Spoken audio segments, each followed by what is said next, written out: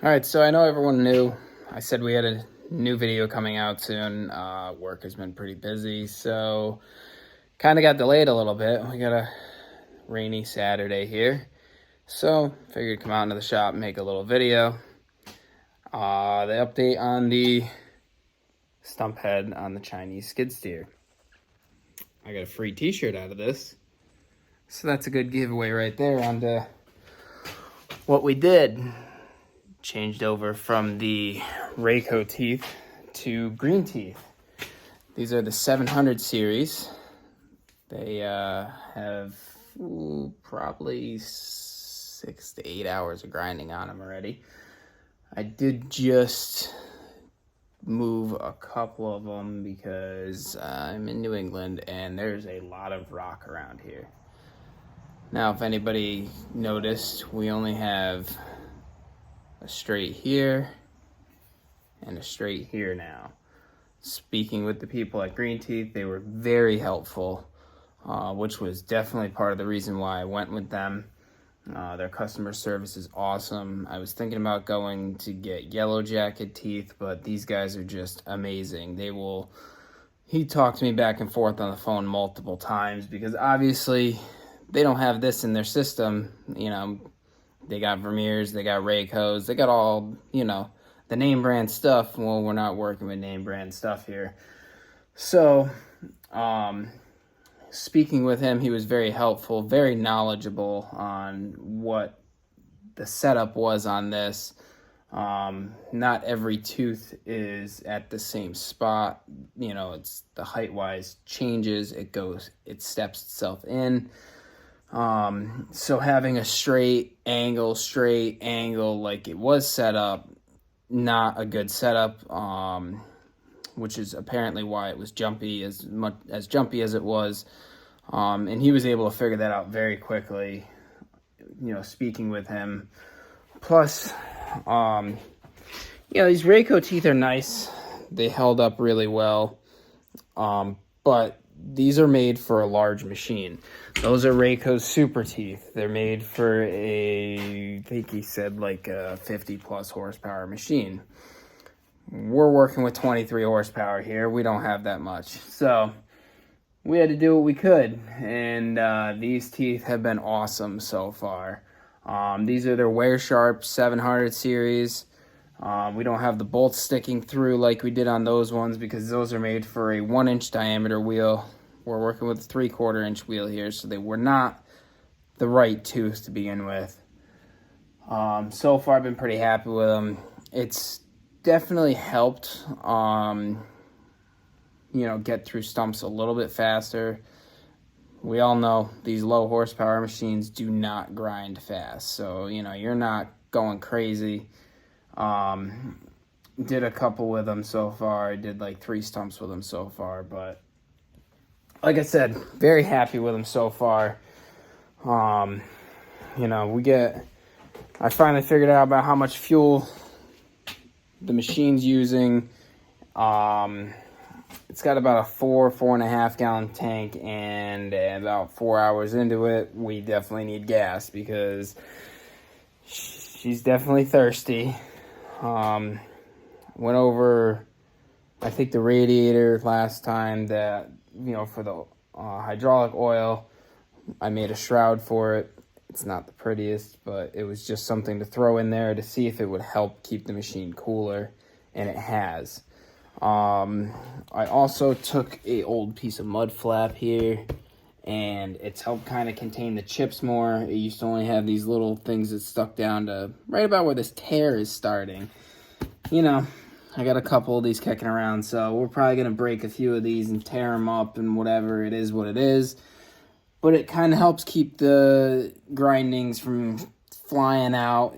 I might make another piece to go off of here because it throws a lot of stuff out the side. And, when you're grinding by stuff or near houses, really don't want that. I don't really feel like buying people new windows for their house. So that's kind of how this came about. Working on that, and then, like I said, obviously I was excited I got a free t-shirt. But yeah, these are definitely awesome.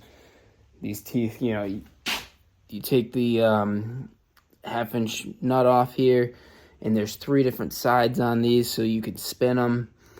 Let's get to this one. Yeah, so this one here, you can see the side of it. Might be a little hard to see on the camera, but this side of it was up here before. I already turned them. Yeah, they're focused better. I hit a couple of big rocks. Like I said, I'm in New England. We have a lot of rock around here. So, like I said, I'm impressed with these teeth so far. I'm very impressed with their customer service at Green Teeth. You know, I sent him a picture of the wheel, and he was able to see immediately. And it wasn't really a good picture. It was more like a picture like this. And he was able to tell immediately that these are not all in the same spot. This one is out. This one is in. A 1/4 inch, a 1/2 inch from that one, 3/4 of an inch from that one, and then it resets again. So we have 4 planes on here. So went back and forth to figure out what would be our best bet to run on this. And, you know, he said I could run all angles if I want to, but I wouldn't be able to bore, you know, if you get next to a rock or something, you just want to bore straight down a little bit to try and pop the rock out. The straight teeth will help you with that. Now, only having 2 of them, you can only bore about 1/4 to 1/2 inch before it won't bore anymore, which is fine. You're not really doing a lot of boring with these things. Some people maybe. There are people out there that do a lot of, you know, straight down cuts with them, and that's neither here nor there. I don't like to. It's never really easy, and especially on a machine like this. This is not a machine to do boring with, because the higher horsepower machines definitely strive more on that. So, you know, we added a little more hydraulic oil to it. That's really about it for updates on this thing. I think I'm at like 16.5 hours on it. Been doing some dirt work out here with it, using the grapple a lot. We picked up a lot of wood with it the other day, like 36-inch diameter maple. I was able to cut them into 25-inch long pieces and pick them up with the 4-in-1 bucket with 2 guys on the back, but it still lifted them, and that's really the biggest thing. I don't like having to lift wood all the time. This has been another thing that's been taking up a lot of my time here. I bought this truck because, you know, I needed a newer truck. I needed a truck. I didn't necessarily buy a newer one. That one's needed some help. We've been doing a lot of work to it. I got back on my project outside of my house here the other day, as you could see. I was able to scrape this area out with the machine. Made some piles of dirt there. Popped a whole bunch of rocks out. Some pretty healthy sized rocks here, you know, that were in the ground. Grabbed those with the 4-in-1 bucket, you know, just kind of got the corner of them, was able to pluck them out of the ground. Obviously, we still got a few more stumps here to take care of, some more trees to take down over here. But, you know, I kind of started moving all the junk down here. This is all prickers and vines and basically all the stuff we're not running through the chipper. I could, but there's really no point in it. I just load it up in the truck and dump it out in the back because we don't really care about it. So it's been definitely really nice moving around that stuff with the machine. Like I said, it's been very good at pushing dirt. I was surprised that, you know, that's a good foot down from where it was up there. So we were able to dig into that. Obviously, I'm going to get this whole hillside leveled out a little bit better in between me and my neighbor's property here, so we can plant some, you know, nice trees in here instead of it looking like dead ash trees and vines and poison ivy, because nobody likes poison ivy unless you're not allergic to it. And if you're not, then you're lucky, because I am. And this log right here, I picked that up with the machine the other day just for funsies. was able to move it around. It's not small, you know, it's like 18 to 20 inch diameter. It was a ash tree. So hopefully I'll find my tripod, because I don't know where that is right now.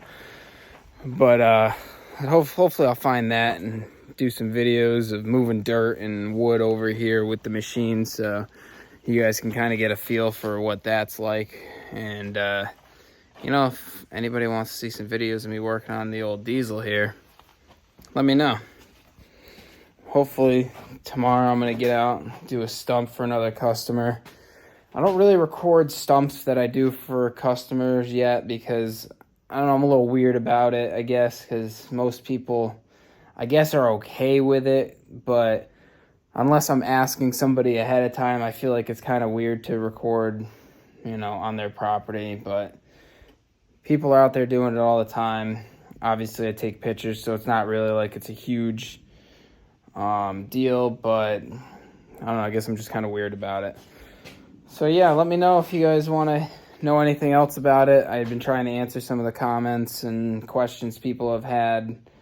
There's not, you know, too much that I haven't tried to go over in these videos. But again, if somebody has something that I forgot to cover or just haven't covered yet, let me know. I got no problem answering these questions. I will tell you that, you know, standing back here is hot. All of the hot air is just being blown right out here, right onto you. I think I talked about it before. I try and stand off the side of the machine. One, because, you know, it's a lot jostling around on the machine anyway. So if you can stand next to it, it is kind of nice. Again, you just got to be careful. You're standing right by one of the tracks. You don't want to run yourself over. But yeah, it's a little bit easier to see when you stand off to the side, because, you know, when you're looking straight down this, there's really not a lot of room to see around all of these hydraulic lines. Obviously, none of them are hooked up right now because I just put this back on to go over some of these. I had the 4-in-1 bucket on it yesterday. So, but yeah, as you can see, if you were sitting up in the operating position, there's not a lot of area to be viewed from the operating position there. You really can't see it. You know, if you just stand off to the side a little bit, you can see a little bit better that way. So hopefully, you know, that might help some people. I'm sure you'll figure that out all on your own, especially if you buy one of these. The only thing that I will say that would probably definitely be a lot nicer on these is having a direct drive hydraulic motor is nice and not nice all at the same time. It's nice because you get direct power right to here, but this isn't a super high horsepower machine like we've already talked about. It would probably be beneficial to have a belt driven head on this. Like, you know, I've showed you before, it definitely doesn't have the swing that a lot of these other machines have on them. But, you know, you're on tracks. You can just pivot the machine. It works. Obviously, you know, there's faster ways to do it, but those machines cost a lot of money. So these are definitely a great option, especially if you're not going crazy, or something if you're just getting into it like me. I've been cutting trees for, since I was 16 years old, and that was a long time ago now. So over 10 years I've been cutting trees. So I have some experience with bigger stump grinders. The guy that I cut trees for doesn't have a stump grinder anymore. So my idea was to buy my own and start my own business. So he's been very helpful with that. He definitely throws me some work. I have a couple of friends that, you know, do tree work, and they, you know, they're willing to throw my name out there to give me some work too. So I already had a network started before I started the business, but I don't plan on buying anything bigger until this machine is busy all week long. And then, you know, if I can't keep up with this machine, then I'll look into something bigger. But for now, spend a couple hours here, a couple hours there grinding, cleaning up. So far it's working out. I did go out and pick up one of these, landscaper specials. Throw it across the bed of the truck and you can crank the material right out of there instead of having to, shovel it all out of the bed of the truck. If my buddy's got his chipper there and everything already, sometimes I could just dump this stuff right into the back of the chip truck. Surprisingly enough, I can easily dump over the back of this truck with the machine. Now, I'm not going to pretend like I'm 6 feet tall, because I'm not. I'm 5'7". So, not like it's super high, but that machine definitely has a good amount of clearance. I loaded brush from that pile into this truck this morning without a problem. So it's definitely nice that it has a good amount of reach to it. I loaded the back of the 450 the other day, but that was through the back with the tailgate. There's a big chip box on it. You're not getting anything over the side of that anyway. Still better than, moving wood by hand, because that always sucks. So, like I said, anybody that has any questions, feel free to reach out, ask away. I'll make more videos with those, if you would like to see it do something, or, just any questions you have, feel free to ask about it. Like these videos, please, and subscribe. We're trying to get this channel moving. The more I get from you guys, the more motivated I am to make more videos. And maybe I'll start taking this along on tree jobs if there's a lot of interest in that. Maybe I'll get the old GoPro out and start bringing it along to tree jobs. Maybe we'll start with these ones here, because all of these gotta go. So, again, let me know.